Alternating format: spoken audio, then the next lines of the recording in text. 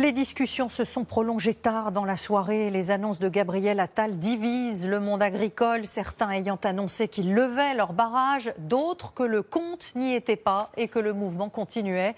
Beaucoup vont se reposer ce week-end avant de revenir sur les points de blocage dès lundi matin. On fait le point avec Florence Lecnec et toutes nos équipes sur le terrain. Tout un symbole, parce que c'est ici que tout a commencé il y a 10 jours, sous l'échangeur routier de l'A64.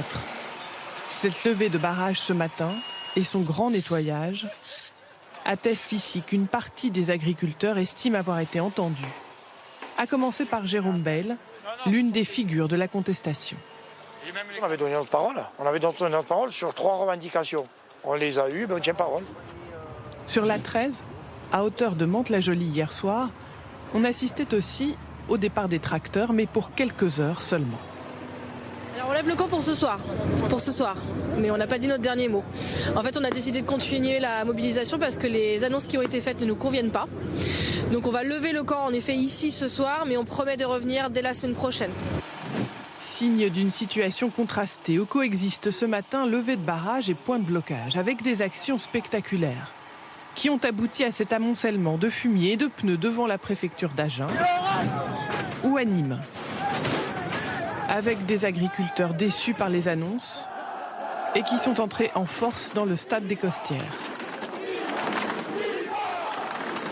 Nous, ce qu'on aimerait, c'est que sur le revenu notamment, on ait des annonces concrètes. Et sur les revenus, c'est pas très compliqué. Il y a un problème de marge en fait. Des revendications légitimes pour le président des jeunes agriculteurs qui appellent donc ce matin, depuis le barrage de Sisteron, à une nouvelle mobilisation dès le début de semaine. Vous comprendrez que tout le monde a dans le viseur le centre de discussion parisien, notamment avec la représentation du gouvernement. Et donc les régions et les départements en périphérie de Paris se posent évidemment la question de faire monter la pression autour de Paris. Une mobilisation qui exclut toutefois de bloquer l'approvisionnement alimentaire de la région parisienne, comme le site de Rungis. Et comme un avant-goût de cette nouvelle pression, un convoi de tracteurs mène une opération escargot depuis ce matin en direction de l'aéroport de Roissy. Revenons maintenant sur les principales mesures annoncées hier par le Premier ministre. Que peuvent-elles changer dans le quotidien des agriculteurs au niveau financier, mais aussi en termes de lourdeur administrative? La mesure dont l'effet sera le plus immédiat est évidemment la suppression de la hausse de la taxe sur le gazole non routier, le fameux GNR.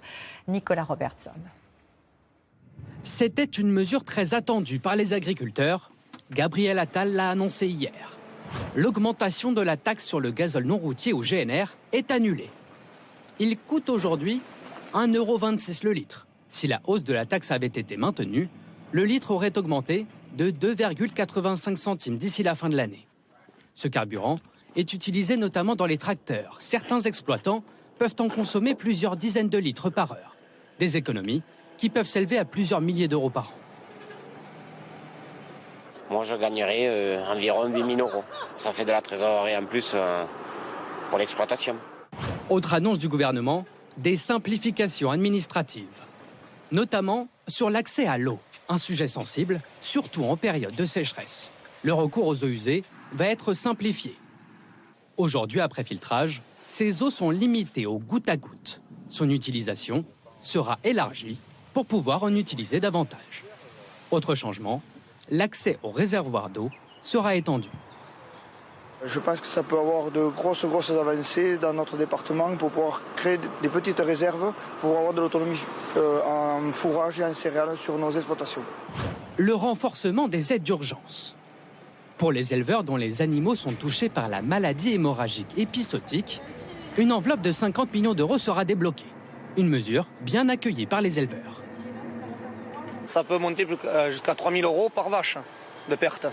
Plus les frais vétos, si vraiment il y a eu vraiment un besoin de soigner plusieurs fois la vache, de la drencher et tout ça, ça peut s'élever à des sommes astronomiques. Autre enveloppe, même somme, 50 millions d'euros pour le bio. Une nouvelle aide est débloquée pour la filière en souffrance depuis 2 ans. Quant à la viticulture, en crise également, un nouveau plan d'aide devrait être dévoilé la semaine prochaine.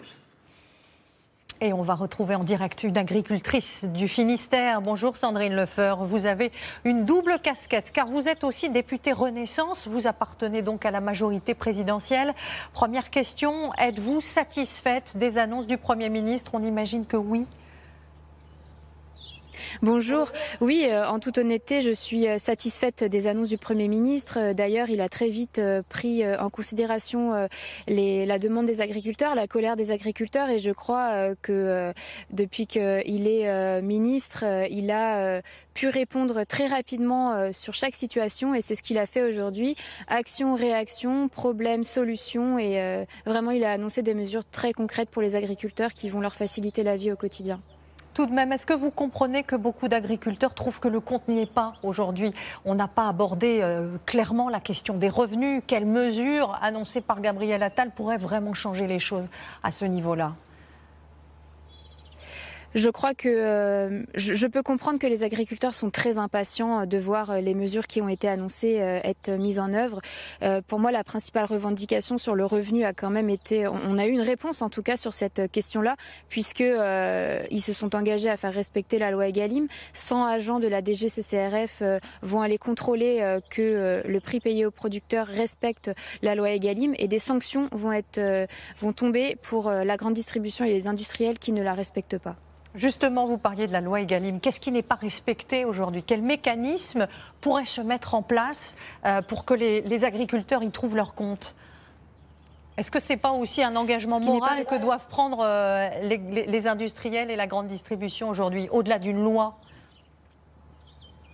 Bien sûr, il y a un engagement moral, mais il y a aussi tout simplement le respect de la loi. Et dans les négociations commerciales, la loi dit bien que le producteur ne doit pas vendre à perte ses produits.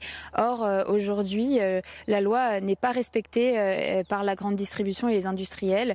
Le gouvernement a tapé du poing sur la table, et il y a aussi du patriotisme quelque part et une reconnaissance pour le travail des agriculteurs qui doit être fait. Vous savez, les agriculteurs jamais ne se plaignent de leurs conditions de travail, jamais ne se plaignent de leurs heures de travail. Ce qu'ils veulent, c'est juste être rémunérés pour le travail qu'ils font et pour nourrir les Français. Alors justement, vous pratiquez une agriculture biologique, élevage et fruits et légumes. Gabriel Attal a annoncé une enveloppe de 50 millions d'euros pour cette filière qui est en difficulté concrètement à l'échelle de votre exploitation. Qu'est-ce que ces annonces en général pourraient changer? Est-ce que vous trouvez que 50 millions d'euros, c'est suffisant au niveau national? Les 50 millions d'euros viennent s'ajouter à des enveloppes qui ont déjà été données aux agriculteurs bio pour soutenir la filière. Donc c'est très bien, il faut continuer à le faire. Il y a la volonté de développer l'agriculture biologique au niveau européen et au niveau national. C'est vrai qu'on se heurte aujourd'hui à une crise puisque le consommateur n'est pas au rendez-vous de la filière bio, mais je crois que c'est une crise passagère et qu'il faut absolument soutenir cette filière pour qu'elle puisse perdurer. Le plus dramatique, ce serait d'avoir des agriculteurs qui se désengagent de la filière bio puisque les prix ne sont pas au rendez-vous et les consommateurs non plus malheureusement. Vous avez choisi l'agriculture bio, vous avez donc une démarche écologique. On sent bien le divorce pourtant entre les écologistes et le monde agricole avec la dénonciation de normes et d'une transition écologique trop lourde aujourd'hui. L'avenir de l'agriculture ne se fera pas sans l'écologie et je pense que les agriculteurs en sont conscients. On est victime de la sécheresse, on est victime des inondations, on est victime des aléas climatiques, mais nous sommes aussi la solution au réchauffement climatique. Donc je crois qu'il faut vraiment réconcilier l'agriculture et l'écologie, et il n'y a pas d'agriculture sans écologie ni écologie sans agriculture.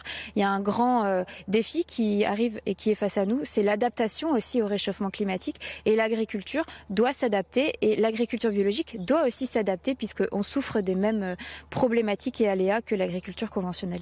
On a parlé du gouvernement, on a parlé aussi des industriels, de la grande distribution, mais les agriculteurs, ils ont aussi besoin des consommateurs, non? Vous avez un appel à lancer? Oui, bien sûr, un sursaut patriote pour nos agriculteurs. Je crois que l'agriculture a effectivement besoin de vivre de son travail. Les agriculteurs ont besoin de vivre de leur travail. Je comprends qu'une partie des consommateurs ne puissent pas se permettre de payer, on va dire, le surplus qu'on demande aux agriculteurs pour l'entretien de nos paysages, la préservation de l'eau, la préservation de l'air, produire une alimentation encore meilleure qualité qu'elle ne l'est aujourd'hui et de faire attention à l'environnement. Mais je crois qu'aussi les politiques nationales et européennes doivent être aux côtés des agriculteurs pour les rémunérer pour paiement pour services environnementaux. Mais le consommateur a aussi un choix budgétaire à faire.